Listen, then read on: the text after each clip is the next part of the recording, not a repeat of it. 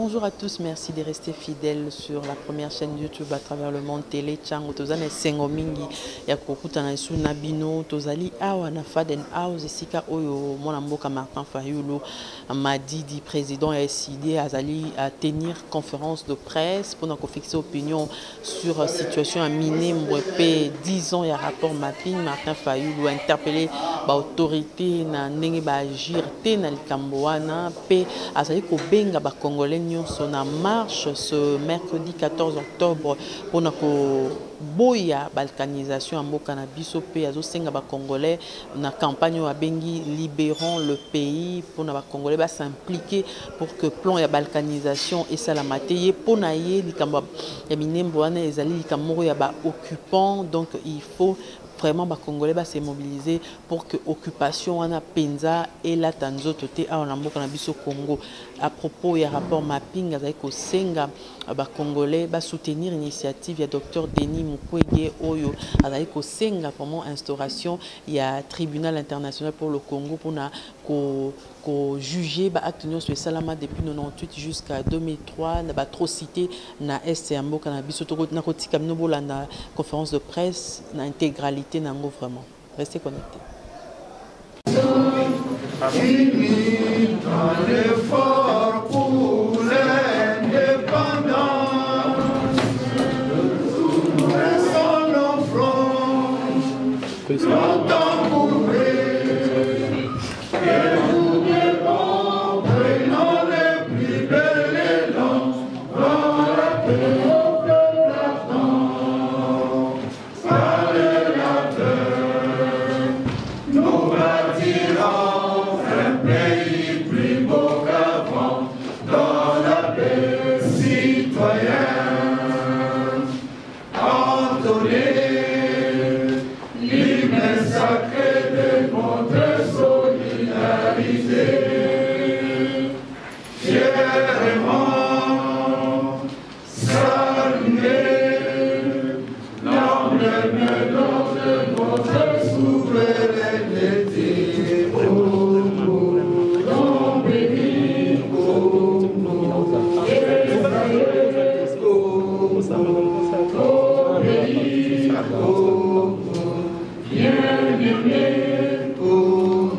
Nous préparons ton soleil, nous assurerons 30 juin au doux soleil, 30 juin du 30 juin, jour sacré soit le témoin, jour sacré de l'immortel, serment de liberté, que nous léguons à notre postérité pour toujours. Je veux vous assurer, s'il vous plaît, que nous sommes en train de participer à la conférence de presse qui sera animée par le président élu Martin Fayulu Madidi. Et pour ce faire, nous tenons à vous dire que on va d'abord commencer à écouter le président élu Martin Fayulu Madidi qui va nous donner un petit exposé pour nous fixer sur le cadre de notre conférence de séjour. Et après, nous allons procéder aux questions-réponses afin de d'éclaircir certaines zones d'ombre qui nécessitent d'avoir de précision. Sur ces, pour autant tarder, nous vous prions d'être attentifs et de goûter le président élu. Avec votre permission, monsieur le président élu, nous vous prions de bien vouloir vous lever et vous adresser. Très chers amis de la presse, je vous salue tous et toutes. Je vous remercie d'être venus à cette conférence de presse qui se tient à un moment exceptionnel où tous les pays du monde se battent contre la pandémie du coronavirus. Ainsi, avant toute chose, je voudrais saluer une fois de plus le personnel soignant de notre pays, ainsi que les médecins, les laborantins et les agents de l'INRB qui sont tous entièrement engagés aux côtés du docteur Mouyembe pour sauver des vies. Par cette même occasion, je présente mes profondes condoléances aux familles des victimes de cette terrible maladie et je souhaite un prompt rétablissement aux malades. Qu'il me soit également permis d'exprimer mes sincères remerciements au gouvernement des différents pays et aux organisations internationales pour avoir apporté au peuple congolais secours, solidarité et assistance. Nous continuons à implorer l'Éternel pour épargner davantage les vies de nos populations. Très chers amis de la presse, comme vous le savez, notre pays est au bord du chaos. C'est ainsi que j'ai souhaité vous rencontrer pour que nous échangions autour de quelques points majeurs de la vie politique nationale et essentiellement de la situation des Minembwe.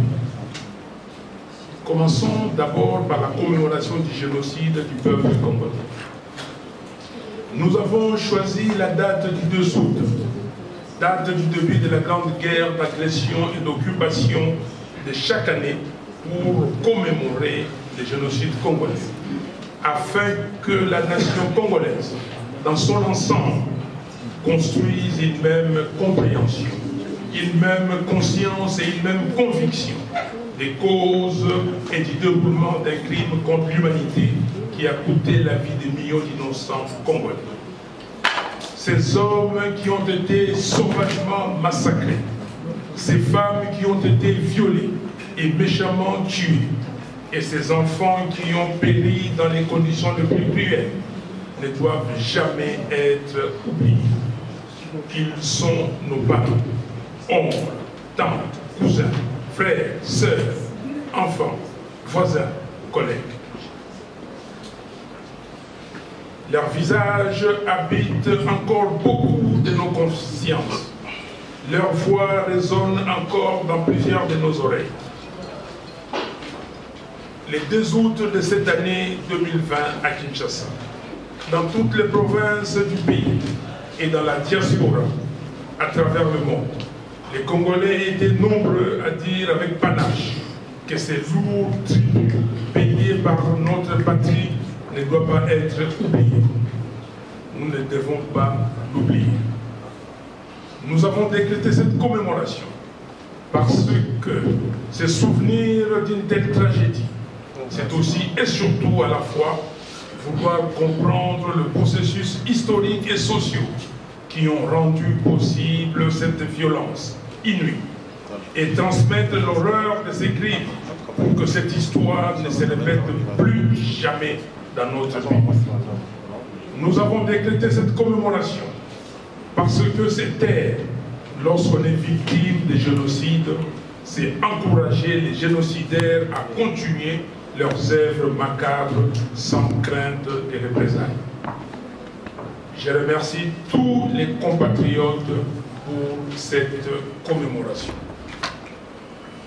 Très chers amis de la presse, pour passer les flambeaux de l'histoire du génocide du peuple congolais aux générations futures, engageons-nous dès maintenant non seulement à documenter cette barbarie contre l'humanité congolaise, mais aussi à l'enseigner à nos enfants par des livres, à travers des chansons, des pièces de théâtre, des films documentaires, au travers des musées, des stèles ou des monuments dans toutes les provinces de la République.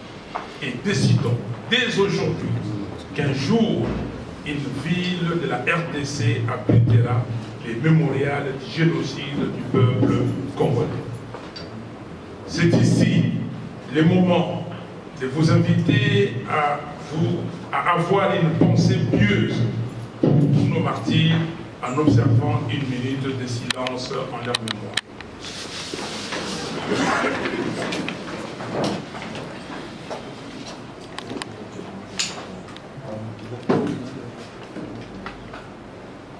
Merci. La presse, quelle que soit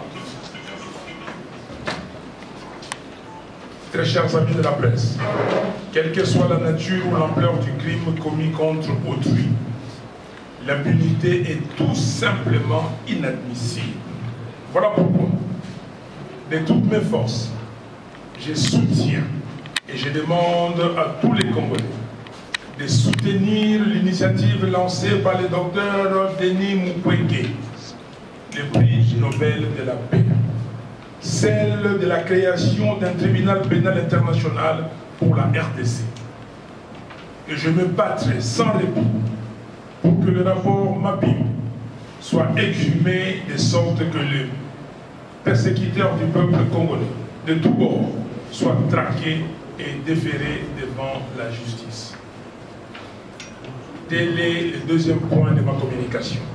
Le rapport Mabim et la création d'un tribunal pénal international sur la RDC. Sans justice, on ne peut pas avoir de réconciliation.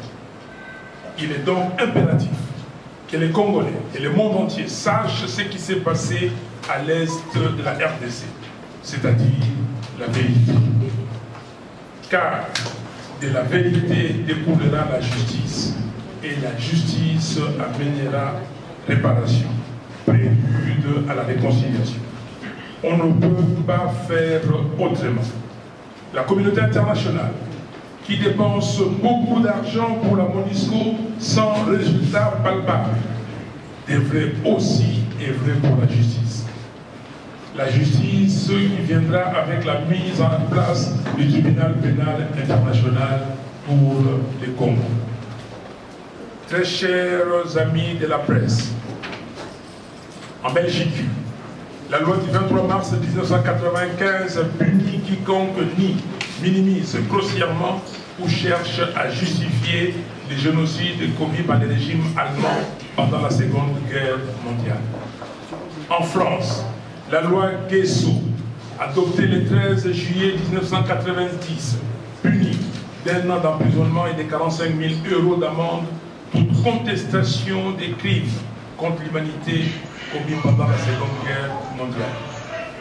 En cela, législateurs belges et français ont suivi l'exemple de bien d'autres États du monde, où les outrages à la mémoire que sont les révisionnismes et les négationnismes sont condamnés et réprimés par des lois.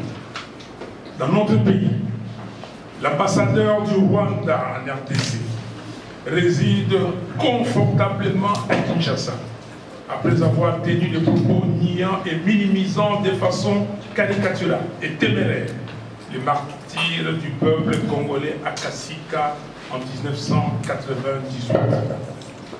Je salue le courage des différents mouvements citoyens, dont les braves jeunes de la Lucha, de Filimbi et autres, qui ont, en dépit du refus de l'autorité urbaine, organisé des vigoureuses manifestations pour exiger l'expulsion du représentant de Kigali à Kinshasa.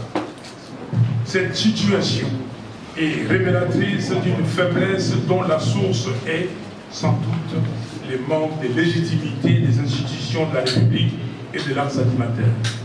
En effet, ces institutions et leurs animateurs, ne procédant pas du peuple, sont manifestement au service de ceux qui les ont portés. Parlons maintenant de Minembwe.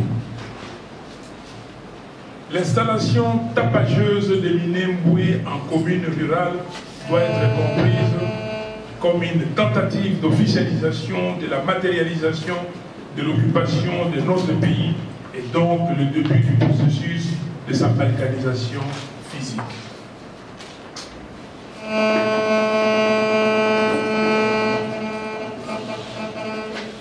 Ce n'est pas un hasard que cet acte se passe maintenant. C'est certainement parce que le pacte ou deal Joseph Kabila, Félix Tshisekedi a donné à ces derniers le mandat de mise en œuvre par défi du plan de balkanisation de notre pays. Comme peuple, nous n'accepterons pas cette humiliation et nous allons nous y opposer énergiquement. C'est ainsi que je lance aujourd'hui un vibrant appel au mouvement citoyen aux partis et les groupements politiques, aux associations, aux syndicats, aux églises et à tous les citoyens congolais à dépasser les enjeux sectoriels et partisans pour faire barrage, ensemble et par tous les moyens, à cette tentative insidieuse de renforcement de l'occupation et du processus de balkanisation de notre pays. J'ai pris instamment, mes chers compatriotes, de se réveiller avant qu'il ne soit trop tard. L'heure n'est pas au découragement, car le mal congolais n'est pas une fatalité. L'heure est plutôt au réveil de la conscience collective et de la volonté populaire de mettre un terme définitif à un deal mafieux qui enchaîne le pays et prend tout le peuple en otage. L'heure est à la libération de notre pays et au retour à l'ordre constitutionnel. Libérons la RDC. Tel est le vaste mouvement populaire que je lance dès aujourd'hui. C'est par ce combat redoutable de notre génération que notre patrie sera à jamais débarrassée de ce système politique illégitime, voyou et corrompu, à la solde des occupants, qui n'hésitent nullement à utiliser la violence, la terreur, le mensonge et les achats de conscience pour conserver les pouvoirs, en confisquant l'économie et les finances du pays et en livrant les ressources stratégiques de notre patrie aux convoitises zélées de leurs maîtres. C'est maintenant que nous devons donner le meilleur de nous-mêmes à notre patrie, jusqu'au sacrifice suprême s'il le faut. Le peuple est aujourd'hui le seul, absolument le seul soldat et défenseur de l'intégrité et de la souveraineté de notre pays.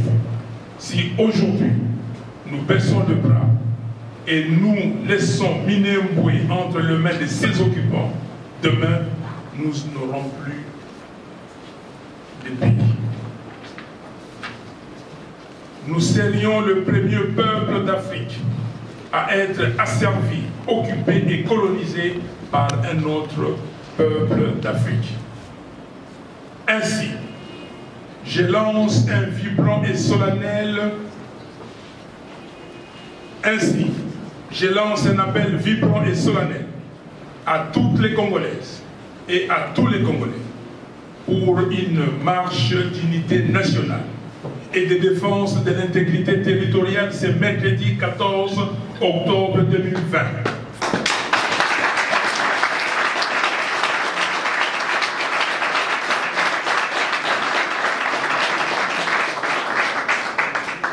Je lance un appel vibrant et solennel à toutes les Congolaises et à tous les Congolais pour une marche d'unité nationale et de défense de l'intégrité territoriale. C'est mercredi 14 octobre 2020, principalement à Kinshasa et à Uvira, ainsi que dans d'autres villes de la République. Très chers amis de la presse, j'aimerais pour conclure m'adresser aux fanatiques en leur disant ceci. Les actes négatifs des hommes et des femmes politiques resteront et ce sont vos enfants qui en subiront les conséquences. Vos petits-enfants. Cultivez l'amour de la patrie, l'amour de la nation, plutôt que l'amour des individus. À tous les Congolais attachés à l'unité et à l'inviolabilité de l'intégrité territoriale de la patrie congolaise, marchons tous le 14 octobre pour dire à l'unisson non à la balkanisation de notre pays, non à l'occupation de la patrie de Lumumba, non au pacte de la destruction de notre pays que Joseph Kabila a signé avec Félix Tshisekedi. Oui à la création d'un tribunal pénal international pour la RDC. Je vous remercie. Vous avez dit dans votre mot introductif que Félix Tshisekedi a signé un pacte avec Chinarambo pour la balkanisation de la République démocratique du Congo. Mais Fachi, au cours de son dernier point de presse tenu à Gomba, a annulé l'installation de la commune rurale de Minembwe. Comment expliquer cela? Deuxième petite préoccupation. Fachi a dit de ne pas être au courant de l'installation de la commune de Minembwe. Azaras Roubero rétorque que le chef de l'État était au courant de sa mission à Minembwe. Qui trompe qui? Alias Roubero a dit que tout le monde était au courant. Monsieur Félix Tshisekedi dit qu'il annule. Il annule quoi? Il annule quoi? La question qu'on doit se poser, c'est de savoir, on annule, on suspend, on sursoit, on fait quoi? Qu'est-ce qu'il fait? Est-ce que la décision d'ériger, ou en tout cas cette activité, d'aller ériger Minembwe en commune rurale, était discutée quelque part? Il y a un document officiel. M. Tshisekedi nous habitue. À chaque fois, il va aux États-Unis en avril 2019, il dit qu'il va déboulonner Kabila. Il rentre ici, il se ravise. Il va en juin à Londres, il dit, quand il rentre, il va dissoudre l'Assemblée nationale. Mais lui, il avait dit le Parlement. Mais je corrige en disant, son intention, c'était certainement de dire qu'il est dissoudre l'Assemblée nationale. Il vient ici, il se rétracte. Il n'y a pas M. Félix Tshisekedi comme président, non. Il y a M. Kabila qui édicte, qui dirige, qui dit tout. Et il y a des gens qui obéissent à M. Kabila. Je vais vous dire une chose, cher Jules. J'ai été membre de la réunion de discussion de la CENCO. Et pendant la CENCO, avant de signer l'accord qu'on a appelé l'accord de la Saint-Sylvestre, on devait procéder, comme a dit la répartition des tâches. On était deux groupes, on était paritaires. Les groupes de changement, nous, les représentants d'Étienne Tshisekedi de mémoire, et les groupes des Kabila. À un moment donné, nous sommes arrivés au ministère des réformes institutionnelles. Moubaké, Valentin et moi-même, nous nous sommes dit que ces postes-là doivent être supprimés ou on prend ça de l'autre côté. M. Azarias Roubero ne peut plus être ministre des réformes institutionnelles. Et j'ai ajouté en disant, le ministère de l'économie aussi, que nous devons le récupérer. Mon ami et frère, Modeste Barati, ne peut plus être ministre de l'économie. Il est resté longtemps ministre de l'économie. Nous avons discuté, Valentin Moubaké et moi-même, jusqu'à la fin, que certains de nos amis ont cédé. Je vous ai dit la fois passée, dans une conférence de presse dans l'autre salle, pourquoi Azarias Roubero est toujours ministre de la... Vous parlez de la décentralisation, réforme institutionnelle. Pourquoi? Donc, Félix Tshisekedi ne maîtrise absolument rien, et vous avez compris. Donc, votre question, la réponse de Tshisekedi, il ne maîtrise absolument rien. Si il était sérieux et qu'il avait dit que, écoutez, je vous ai écouté, il y aura un conseil des ministres, au cours du conseil des ministres, nous allons, et je vais savoir exactement ce qui s'est passé, on prendra des décisions, on pourrait comprendre. Mais ça veut dire qu'il n'y a pas de gouvernement. Les gens, ils font de la navigation à vue. Merci. Que vous lancez aujourd'hui au mouvement à toute la République de s'allier à vous pour l'unité nationale. Et donc voilà un peu ma préoccupation. Bonne question. Madame, ils ont dit qu'ils continueront leurs actions jusqu'au départ de ce monsieur Karega, Vincent Karega. Et certainement comme moi, vous avez vu un document qui a circulé dans les nets. Je ne sais pas si c'est un faux, comme on est habitué maintenant à des fake news, mais prenons-le comme ça. Que l'ancien patron de l'enseignement militaire avait dit que ce monsieur ne pouvait pas venir ici, vu tout ce qu'il a fait en Afrique du Sud. Et vous l'acceptez. Est-ce que nous avons un gouvernement? Est-ce que nous avons des institutions légitimes? C'est certainement des gens qui ont décidé de la balkanisation, de la fragilisation des institutions du Congo, qui ont demandé à ces messieurs de venir ici pour fragiliser davantage nos institutions. Monsieur Karega est persona non grata au Congo. Alors, pourquoi continuer de marcher pour nous? On marchera. Mais qu'est-ce que je vous ai dit le